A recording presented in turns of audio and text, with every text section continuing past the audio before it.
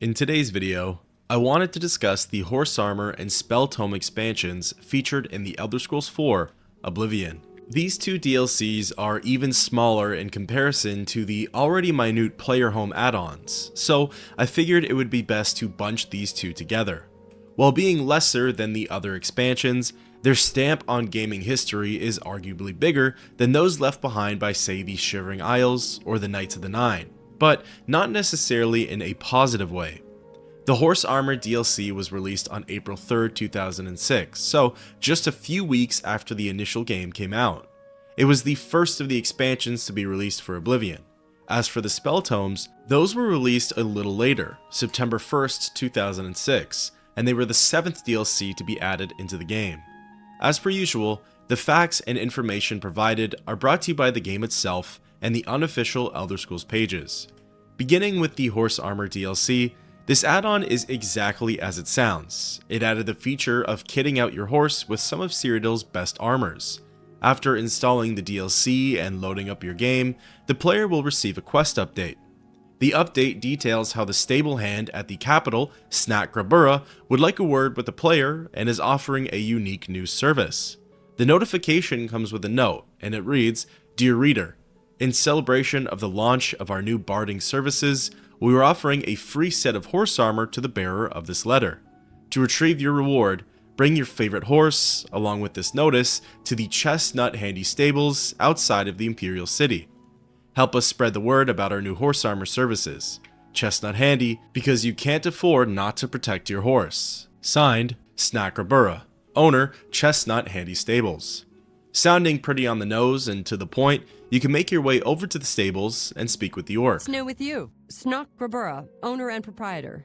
We board horses and, well, we don't actually sell horses. Anymore, that is. What can I interest you in? Here you are, just like I promised. Thanks again for all the help. The only two choices that you're given for armor type are Steel or Elven. Once the preferred armor type has been picked, that officially completes the quest that's attached to this DLC. The armor is visually appealing and gives your horse a bonus to their health. The horse's health is doubled and can reach a maximum amount of 750. The armor types in of themselves don't affect anything other than the aesthetics of your steed, as both produce the exact same effect. Now, if the player doesn't own a horse, something peculiar happens with Snat Grabura. She'll give the player a free one called Old Nag, and outfit it free of charge. This can be seen as a way of introducing the player to this expansion and allowing you to get your horse protected early on in the game. Granted, Old Nag's stats are pretty bad, and she won't be getting you anywhere quickly, but at least it didn't cost you any in-game currency. After the free set of armor, the player will need to pay 500 gold for any swaps or brand new sets. At any time, you can pay for the opposite type and change the aesthetic of your steed. Interestingly, purchasing the set for your mare actually replaces the creature with a brand new one, giving it a whole new console ID. Multiple horses can be armored at once, as all that's required is the multiple ownerships and making sure that the one you want kitted was your last road horse. In total, there are 8 new variants of the creature added to the game, and each one pertains to the different horses that can be owned in Cyrodiil. Included amongst them is Shadowmere, the entity gifted to the player via Lucian LeChance during the Dark Brotherhood questline. There are a few things of note with her armored variant, according to the UESP.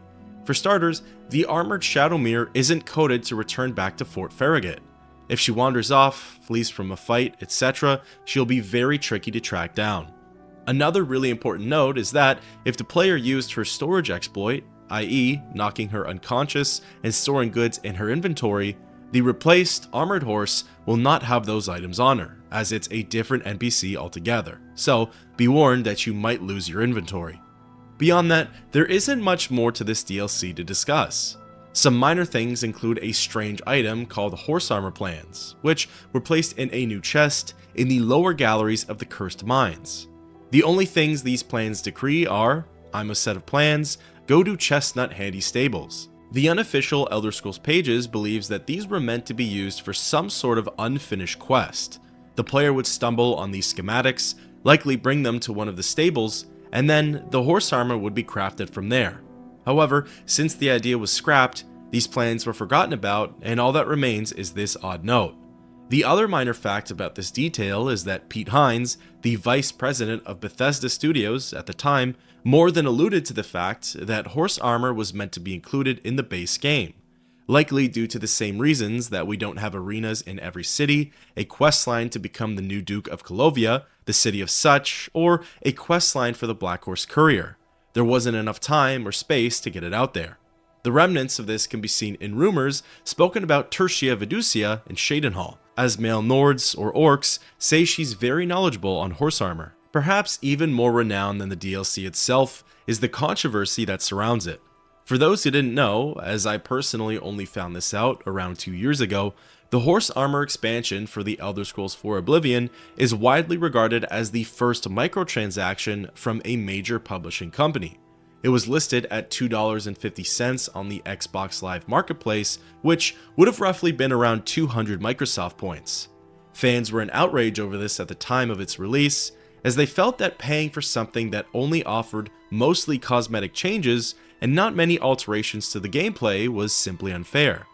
This has certainly made its mark on gaming history, and to this day is still a common joke amongst fans and even Bethesda themselves. Interestingly though, multiple sources put the horse armor as the second least popular of all of Oblivion's DLCs, so it at least has that going for it. It's not the worst. Furthermore, the UESP shows how in recent times, the joke has continued on with Elven and Steel Horse armor being available for Skyrim's Creation Club, along with a Dwarven armored mudcrab. A horse armor card has also been added to the Elder Scrolls Legends game. If you wanted my opinion, I completely understand the outrage of 2006. Players and fans wanted more from Bethesda, and the first piece of additional content they put out is mostly cosmetic changes for your horse. Most of the horses you'd want to be riding anyways would have received little to no buffs with the armor. I could see a lot of fans losing hope in Bethesda at that moment, seeing as how there were some amazing and vast expansions put out for Morrowind, and Oblivion gets met with a horse armor paywall. Interestingly, I was reading online though that nowadays, no one would really bat an eye at microtransactions like this, as they become so normalized, and it's pretty true. Skins, small buffs to stats, added weapons, etc. They're the new norm for massive games like these, and ways for development companies to continue to make money off of their established titles. Now, as for myself, getting to experience this DLC almost 19 years after its release, and having known the infamy that surrounds it, it almost feels like a surreal experience.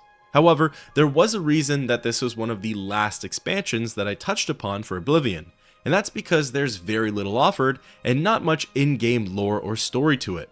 Back in 2006, I probably would have paid for this. As for today though, in this day and age, I would not have purchased it unless it came bundled with all of the others, exactly like what the Game of the Year Deluxe Edition offers. Bethesda, in my opinion, were smart for releasing it so close to the base game's release date. Players were more than likely still working on completing the game, and having an armored, protected horse to roam around Cyrodiil would have been a nice feature. I also believe that if it was released in the latter half of DLC lineups, it probably wouldn't have been downloaded as much. The other DLCs likely would have overshadowed it, and it would have gone down as an even bigger letdown. The controversy is arguably the most interesting thing about the horse armor expansion though. Next, I wanted to cover the Spell Tomes DLC. It's also a relatively smaller add-on, similar to the horse armor, but it offers a lot more content. Unlike almost all of the add-ons, there's no notification or quest accompanying this one. In fact, when I first downloaded it, I wasn't even sure if it was working or not, because I didn't know what to look for. Well, as it turns out, there is sort of an introduction to the Spell Tomes. When the game is loaded and the player waits or fast travels for the first time, more than likely, a lone conjurer will spawn in and begin attacking you. This conjurer isn't anything special or difficult, but once defeated, they'll have a tome in their inventory. Interestingly, this conjurer is pulled all the way from Fort Cedrian and tracks you down right from the get-go. The tome acts as a readable book, and upon selecting it, the game will ask you if you'd like to learn the spell. Accepting it, the spell will now be in your menu and ready for use. The tome's contents will explain the school of magic that it belongs to, its skill level, range, and effects. The skill level changes depending on the player's overall level, with Novice and Apprentice level tomes spawning in at level 1, Journeyman tomes at level 6, Expert tomes at level 11, and Master tomes at level 16. From there, tomes essentially act as random drops for the player to find. They have a 1 in 4 chance of replacing scrolls for where you would normally find them out in the wild and in containers. So, the best areas are Necromancer and Conjurer dungeons, as more often than not, their boss level chests usually include scrolls of some kind. In fact, Necromancers themselves usually carry scrolls in their inventories, so there's a chance that tomes can be found on them. But the odds are drastically decreased from 1 in 4 to 1 in 10. The UESP details a couple of decent places to try and secure tomes. For example, the reward from Kudai for the quest Through a Nightmare Darkly has 6 scrolls. There's a good chance that some of these scrolls could turn into tomes. Another great spot to check is the Mages Guild Chironasium, as the cupboard in the back contains 5 scrolls. Beyond that, it's best to simply get searching. In total, there are around 60 new spells that this expansion adds into the game. 2 of them are for Alteration, 2 of them are for Conjuration, 39 are for Destruction, 7 are for Illusion, 2 are for Mysticism, and 8 are for Restoration.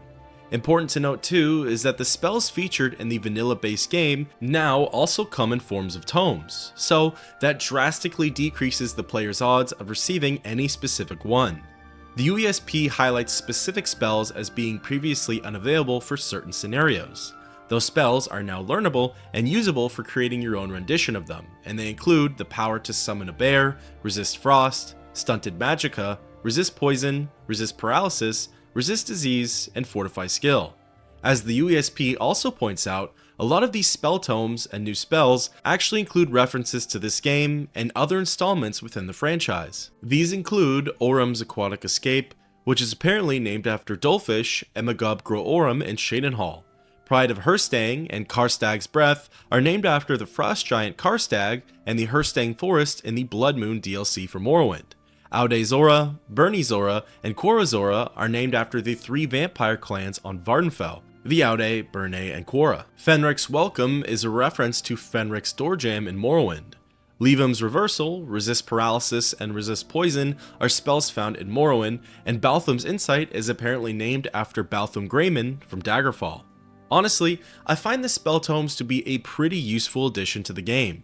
They offer a variety of new ways to learn spells that previously may have been too expensive to purchase, or perhaps the vendor's services may have not been available to the player just yet.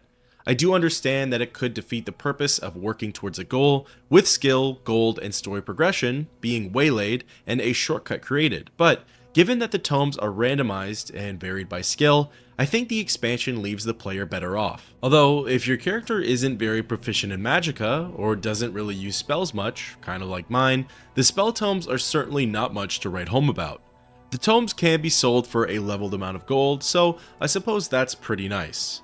Overall, the 2 DLCs spoken of for this video aren't really that impressive or popular amongst its fans. I definitely think the spell tomes is more useful, and some of the spells in there are really unique and game-changing. At the end of the day, they're very minor additions to the game. One thing that I will give them credit for though, is that they don't deal with any other additional player homes that were brought in via expansions. They're at least something different and offer a new, albeit smaller, way to enjoy the game. I'd love to know your thoughts on these DLCs, and until next time, keep on adventuring.